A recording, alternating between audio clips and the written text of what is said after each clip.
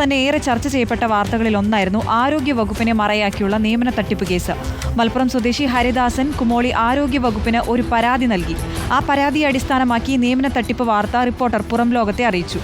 Reporter വാർത്തയ്ക്ക് പിന്നാലെ police നടപടിയെടുക്കാൻ നിർബന്ധിതരായി. നിലവിൽ കുറ്റപത്രം സമർപ്പിക്കാനിരിക്കുകയാണ് പോലീസ്.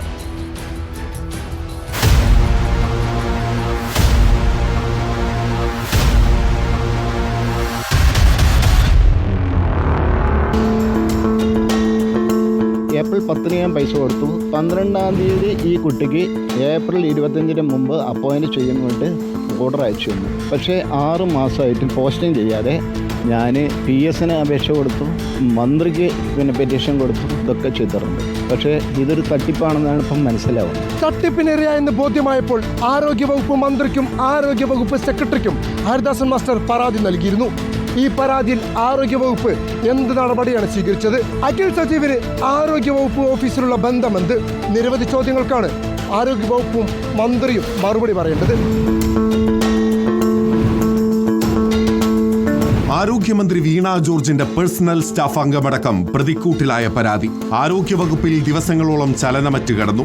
റിപ്പോർട്ടർ വാർത്ത ഏറ്റെടുത്തു. പിന്നാലെ ആരോഗ്യവകുപ്പ് ഉറക്കമുണർന്നു. സ്റ്റാഫ് അംഗം അഖിൽ മാത്യു പരാതിയും നൽകി. പോലീസ് കേസെടുത്തു. അന്വേഷണം ആരംഭിച്ചു. ഒടുവിൽ 4 പേർ അറസ്റ്റിൽ.